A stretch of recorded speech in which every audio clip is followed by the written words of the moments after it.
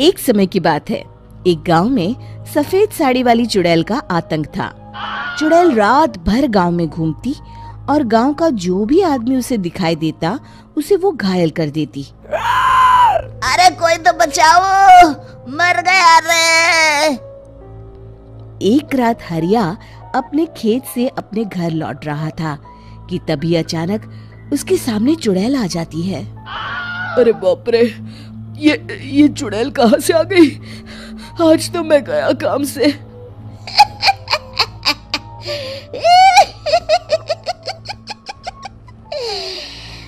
आज मुझे मेरा शिकार मिल गया। अरे चुड़ैल दीदी, मुझे छोड़ दो। जैसे ही चुड़ैल हरिया की तरफ बढ़ती है, हरिया वहां से भाग जाता है और अपने घर के दरवाजे पे पहुंचता है। अरे भगवान, जल्दी से दरवाजा खोलो, मेरे पीछे चुड़ैल पड़ी है। हरिया की पत्नी जल्दी से दरवाजा खोल देती है। अरे आप इतना हाफ क्यों रहे हैं? अरे मेरे पीछे चुड़ैल पड़ी है, आज तो मैं बाल बाल बच गया। जल्दी से सभी दरवाजे और सभी खिड़कियों को बंद करके बत्ती बुझा दो। तभी चुड़ैल हरिया के घर के पास पहुंच जाती है। अरे वो आदमी कहाँ गायब हो गया? मैं भी देखती हूँ आखिर कब तक बचेगा। मैं अपने शिकार को इतनी आसानी से नहीं छोड़ती। इतना कहकर चुड़ैल वहां से चली जाती है। वहीं दूसरी तरफ हरिया और उसकी पत्नी दोनों अपने घर की खिड़की से ये सब देख रहे होते हैं। अरे बाप रे, ये तो बड़ी डरावनी चुड़ैल थी। अगले दिन ये बात आग की तरह पूरे गांव में फैल जाती है और धीरे धीरे लोग चुड़ैल के डर के मारे शाम होते ही अपने घरों से बाहर निकलना बंद कर देते हैं। कुछ दिनों के बाद भाई, मैंने तो इस चुड़ैल के डर के मारे रात को अपने खेतों को पानी देना बंद कर दिया है। कहीं मेरी फसल सूख गई तो मैं तो कहीं का नहीं रहूंगा। साहूकार का कर्जा कैसे चुकाऊंगा? अरे भाई, पूरे गांव वालों का यही हाल है। पता नहीं ये चुड़ैल हमारे गांव में कहां से आ गई। फिर एक दिन गांव के पास वाली नदी के किनारे एक बहुत बड़े तांत्रिक के आने की बात कुछ गांव वालों को पता चलती है। वो लोग जाके ये बात गांव के मुखिया को बताते हैं। मुखिया जी, नदी के किनारे एक बहुत ही पहुंचे हुए तांत्रिक बाबा आए हैं। हमें उनसे मदद मांगनी चाहिए। मैंने सुना है वो बड़े बड़े भूतों और चुड़ैलों को अपने वश में कर लेते हैं। मुखिया जी सभी गांव वालों को लेकर उस तांत्रिक के पास पहुंच जाते हैं। ओम फट स्वाहा, ओम फट स्वाहा। तभी तांत्रिक अपनी बंद आंखों को खोलकर कहता है, क्या बात है? तुम सब लोग यहाँ क्यों आए हो? मुखिया जी उस तांत्रिक को सारी बात बता देते हैं। अच्छा, तो ये बात है। और तांत्रिक अपनी आंखों को बंद कर लेता है। मैं देख रहा हूँ तुम्हारे पूर्वजों ने बहुत पाप किए थे, जिससे ये गांव अब श्रापित हो चुका है। उसी के फल स्वरूप तुम्हारे गांव में चुड़ैल आई है। ये चुड़ैल बहुत खतरनाक है, ये किसी को नहीं छोड़ेगी। हे भगवान, मर गए रे, अब क्या होगा? तभी गांव के मुखिया जी कहते हैं, बाबा, इस चुड़ैल से हम सबको बचा लीजिए, कोई तो उपाय होगा। इसका सिर्फ एक ही उपाय है। सभी गांव वालों को बारी बारी हर दिन अपनी आधी फसल उस पहाड़ी के ऊपर बनी काली गुफा में छोड़ के आनी होगी।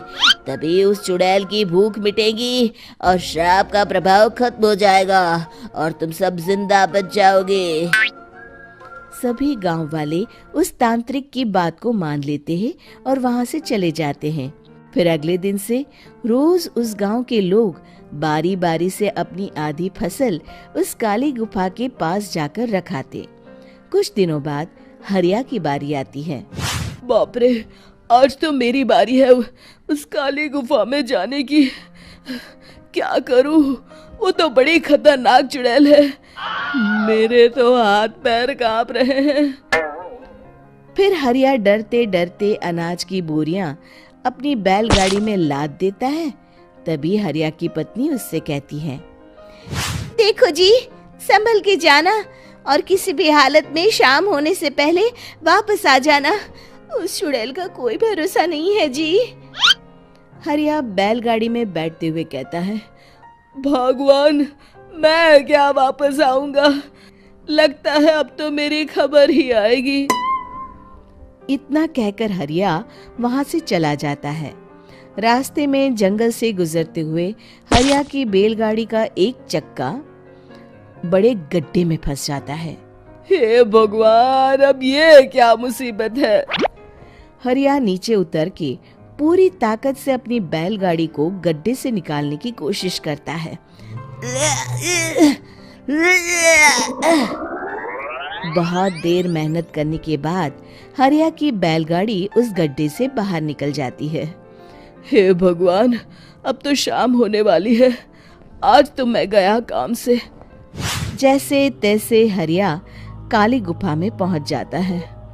अरे मर गया रे, यहाँ तो चारों तरफ डरावना माहौल है। मैंने यहाँ आने में बहुत देर कर दी, कहीं चुड़ैल नाराज ना हो जाए। हरिया अनाज की बोरिया वहां रख के जैसे ही जाने लगता है, तभी उसे किसी के आने की आवाज सुनाई देती है। हरिया एक कोने में छुपकर अंदर देखने लगता है। चुड़ैल वहां आती है और फिर अपने चेहरे से नकली चुड़ैल का मुखौटा निकाल देती है। हरिया ये देख के हक्का बक्का रह जाता है। तभी चुड़ैल कहती है, भैया यहाँ आना। आज तो बहुत अनाज आया है, इसे मिलाकर अब हमारे पास ढेर सारा अनाज जमा हो गया है। कल ही हम इसे शहर में बेच आएंगे और माला माल हो जाएंगे। तभी अंदर से नदी के किनारे वाला तांत्रिक बाहर आता है। अरे, ये तो तांत्रिक बाबा है।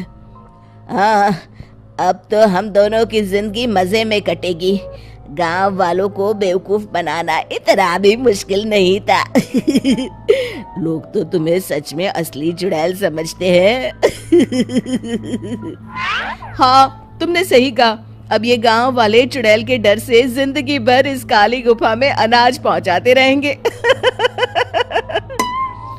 अच्छा, तो ये बात है। ये दोनों पूरे गांव वालों को बेवकूफ बना रहे हैं। अभी जाकर सबको बताता हूँ।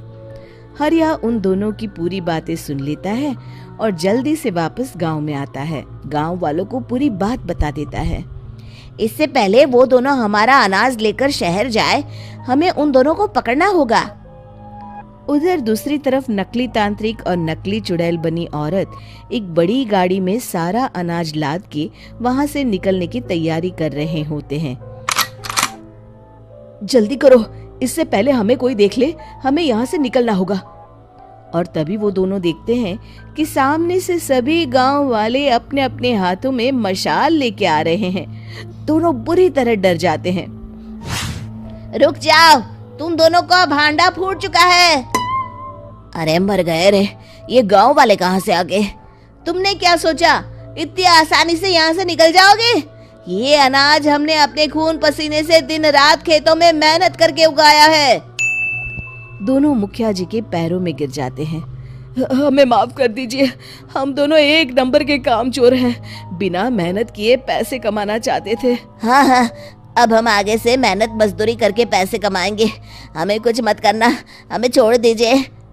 इतना कह के दोनों गांव छोड़ के भाग जाते हैं और सभी गांव वाले फिर से खुशी खुशी रहने लगते हैं। शिक्षा, तभी तो कहते हैं कि किसी भी समस्या का समाधान केवल सूझबूझ से ही करना चाहिए और कभी हिम्मत नहीं हारनी चाहिए। दोस्तों, हमें उम्मीद है कि आपको हमारी ये कहानी पसंद आई होगी। कृपया हमारे चैनल को सब्सक्राइब करें और सभी अपडेट्स के लिए बेल आइकन जरूर दबाएं। और हाँ, वीडियो लाइक और शेयर करना मत भूलिएगा। Bye bye.